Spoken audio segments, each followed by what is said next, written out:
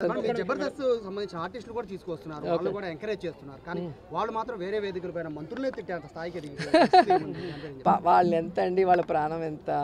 So వాళ్ళు మాట్లాడుతున్నారు అంటే ఎవరు మాట్లాడిస్తున్నారో మనం ఆలోచించాలి, కానీ వాళ్ళని మనం అనటం వేస్ట్.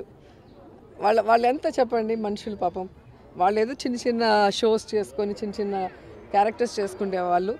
మీకు తెలియదు ఏముంది, మెగా ఫ్యామిలీలో 6-7 మంది హీరోలు ఉన్నారు కాబట్టి వాళ్ళకి వ్యతిరేకంగా మాట్లాడితే ఇక వాళ్ళకి సినిమా ఇండస్ట్రీలో ఏమీ లేకుండా చేస్తారన్న భయంతో ఆ కుటుంబంతో ఉన్నారు, కానీ ప్రేమతో ఎవరు లేరు. నిజంగా ప్రేమ ఉంటే వాళ్ళు ప్రకాష్ రాజ్కి సపోర్ట్ చేసినప్పుడు మా అసోసియేషన్ ప్రెసిడెంట్గా ఎందుకు గెలవలేదు? ఒక్కసారి ఆలోచించండి. ప్రేమ వేరే, భయం వేరే. సో అలాంటి వాటి కోసం ఆ చిన్న చిన్న వాళ్ళని తిట్టాలని నేను అనుకోను. కానీ ఎవరైతే మాట్లాడారో వాళ్ళు కూడా ఆలోచించుకోవాలి. మాట్లాడిన వాళ్ళు కూడా, మంత్రులకి శాఖలే తెలియదు అంటారు, శాఖలు తెలియకుండానే మంత్రులు అయిపోతారండి. సో మీకు ఏమీ తెలియదు కాబట్టి మిమ్మల్ని ఎమ్మెల్యేలు కూడా గెలిపించలేదు. మమ్మల్ని గెలిపించారు అంటే మేము వాళ్ళకి ప్రతిపక్షంలో ఉన్నప్పుడు ఎంత సపోర్టివ్గా ఉన్నాం, ఎన్ని ఇష్యూస్లో వాళ్ళని కాపాడుకున్నాం. ఈరోజు మేము అధికారంలోకి వస్తే వాళ్ళకు చేస్తామన్న నమ్మకం మా మీద వచ్చిన తర్వాత మాకేసారు. ఊరికే ఎవరు వేయరు. ఊరికేసి ఎలా ఉంటే ఆయన ఇప్పటికే ఒకరు సీఎం అయిపోయి ఉండాలి, ఇంకొకరు ఇప్పుడు మళ్ళీ సీఎం రేస్లో ఉండాలి. ఎందుకు అవ్వలేకపోయారు? కాబట్టి ప్రజలు చాలా తెలివైన వాళ్ళు, మనం అనుకున్నంత అమాయకులు కాదు. సినిమాల వరకు చూస్తారు, ఎంజాయ్ చేస్తారు, కథ బాగుంటే హిట్ చేస్తారు, కథ బాగాలేతే ఫ్లాప్ చేస్తారు. కానీ పాలిటిక్స్లో మాత్రం మీరు ఎక్కడైనా తీసుకోండి లిస్టు. ఈరోజు కోటా శ్రీనివాస్ గారు గెలిచారు, శారద గారు గెలిచారు, నేను గెలిచాను, బాబు మోహన్ గారు గెలిచారు, కానీ వాళ్ళు ఎందుకు గెలవలేదు? కాబట్టి స్టేజీలెక్కి పిచ్చి పిచ్చిగా మాట్లాడటం, లేదా చిన్న చిన్న ఆర్టిస్టులు పెట్టుకొని ఏదంటే అది మాట్లాడిస్తే ఇంకా చులకన అయిపోతారు. ఉన్న కొంచెం సింపతి కూడా పోగొట్టుకున్నారు మొన్న మీటింగ్తో, అంతే. చెప్పారుగా డిపాజిట్లు రావు అని చెప్పిన కొంచెం అటు ఇటుగా పోతా ఉన్నట్టుంది. ఊదు పొగలు ఒకటి వేసుకొని నా అంత సాధ్వి లేదు. నేను ఒక తాళపాక అన్నమయ్య వెంకటేశ్వర స్వామి దగ్గర పోతుంది. రోజమ్మయ్య, రోజా మా అత్తే. అది కాదు కాదు, ఇప్పుడు ఆమె ఒక హిందూ అండి. నేను ఎవరు తక్కువ అంచనేసి చెప్పట్లే. నేను మా ఆవిడ నా పరిచయం అయిన తర్వాత నాకు మా ఆవిడ పరిచయం తర్వాత ఫస్ట్ నేను తీసుకెళ్ళింది నెల్లూరు దర్గాకి, కస్మూర్ దర్గాకి. అంటే నాకు హిందూ ఆయన ఎందుకు ఇష్టం. నేను 2 సినిమాలకి కో డైరెక్టర్గా క్రిస్టియన్ మూవీ చేశాను, సేవియర్ అని. ఇప్పుడు కూడా ఆర్పి నాయుడు అని ఉంటుంది చూడండి. అంటే నేనేదో కమ్మని చెప్పడం కదా, దాంట్లో ఆ పేరు ఉంటుందని చెప్తున్నా. ఆ మనిషి పైకి 30 బండ్లు 40 బండ్లు, ఈమె గన్మ్యాన్లు, ఈమె హోదా, ఈమె టింగు నన్ను చూడు, నా అందం చూడు. ఏమైందమ్మా ఈరోజు? ఏం చూడాలి నీకు? ఎగిరిగిరి పడ్డావు, 1000 కోట్లు దంచావు నువ్వు. ఈరోజు నగిరీలు అట్టర్ ఫ్లాప్ అయ్యావు నువ్వు. ఏం కర్మ నీకు? వెంకటేశ్వర స్వామి దగ్గర జరిగే అవినీతులు ఒక్కరోజు ప్రశ్నించకపోయాను. జగనన్న అందరూ నిన్ను మెచ్చుకుంటున్నారన్న అన్న గొడ్డలే. ఏం కాదు, 10 మేము ముష్టి వేసాం అనుకోండి, గాడిద కొడకలారా, మీకు 10 ముష్టి వేసాం. ఆ 10తో బతకండి. ఈరోజు అపోజిషన్ లేదు. ఒకటి మాత్రం చెప్తున్నా, అదే అంతే. నేను ఒకటే ఒక మాట మాట్లాడుతూ ఉండా. ఫైనల్గా చంద్రబాబు నాయుడు గారి హయాంలో పవన్ కళ్యాణ్ గారి పూర్తి మద్దతుతో ఈరోజు ఈ గాడిద కొడుకు జగన్కి ఒకే ఒక మాట చెప్తా ఉండా. నేనేమి శ్రీరెడ్డిలా బరిదిగిచ్చి చేతులు ఇట్టు పెట్టో నేను మాట్లాడలే. మా అమ్మ సాక్షిగా మీరు మొదలు పెట్టారు, నేను కొనసాగిస్తున్నాను అంతే. ఈరోజు మాట్లాడుతూ ఉండా. పవన్ కళ్యాణ్ గారు వైనాట్ 175 అన్నాడు. ఒరే గాడిద కొడక, ఇక్కడ వైనాట్ 21 అయిపోయింది. వైనాట్ 21, నీకు వచ్చిన 10 కన్నా 11 ఎక్కువ వచ్చిన ఆయనకి. నిలబెట్టిన 21ని మీరు తిడుతున్నా, కోట్ల రూపాయలు పోగొట్టుకున్నా, సినిమా లేకపోయినా, ఫినిష్ చేయలేకపోయినా నిలబడ్డ చరిత్ర అది. గాడిద కొడకల్లారా, డస్ట్బిన్ నా కొడకల్లారా. 21 వైనాట్ 21 అని ఆయన ఏ రోజు వల్ల. కానీ 21 వచ్చినాయి ఆడ. నీకు ఎన్ని వచ్చినాయి? 10. నా తెలిసి ఇంకా కొంచెం ముందుకు పోతా ఉంటే ఇంకో 3 పోయేటట్టుండే గాడిద కొడుకు. మొత్తానికి గుర్తుపెట్టుకో, నేను ఇట్లా తిడుతున్నాను అంటే ఎన్ని అగాత్యాలు వచ్చినాయో.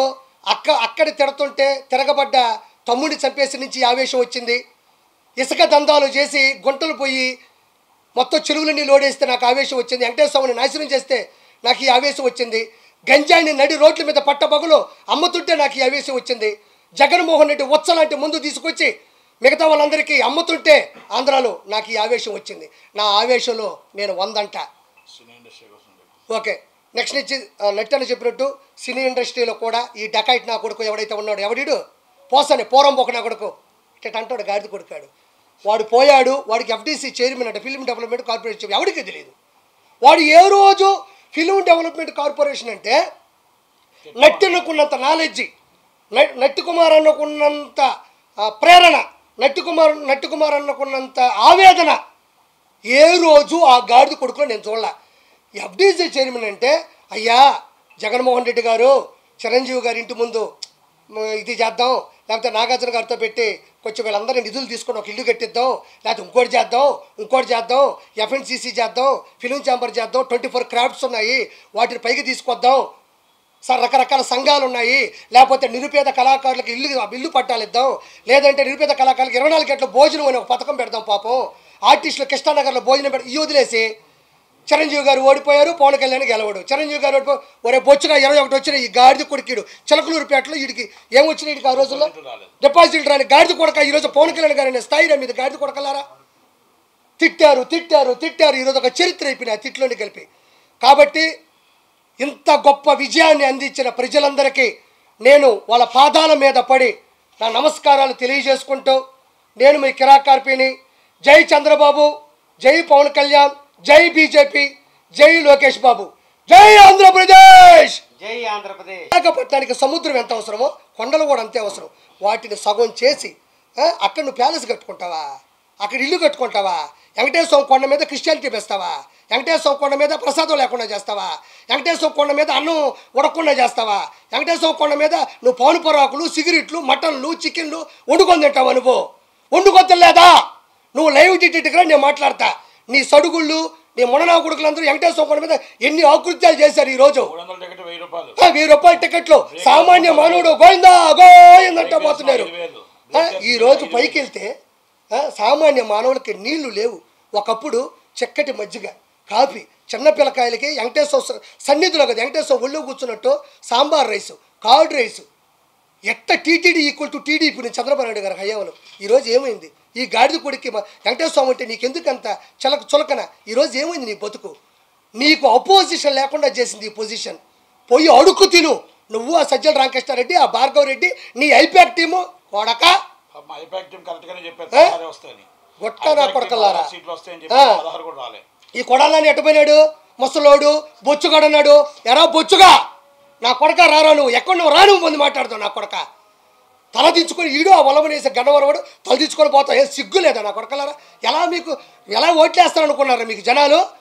మీరు గంజాయి తీసుకుని అంత ఒక సీఎం క్యాండిడేట్ని ఒక ఎమ్మెల్యే క్యాండిడేట్ తిడతాడా? ఒకవేళ మాట్లాడాలంటే క్యాండిడేట్లు మాట్లాడుకోవాలా. ఈరోజు నిన్ను నేను నిలదీసే స్థాయికి ఎందుకు దిగజారిపోయినావు నువ్వు? గుట్కా నా కొడకలారా మీరు. ఏడా పేరు నానియాడు, ఏడా పేరు కిట్టుగాడు ఏడాడు? మిథున్ రెడ్డి, వైవి సుబ్బారెడ్డి, విజయసాయి రెడ్డి ఏటుగాడు ఏడే? వేమిరెడ్డి ప్రభాకర్ రెడ్డి మీద ఎక్కడ పోయాడు? ఎయిర్పోర్ట్ చేస్తావు నువ్వు.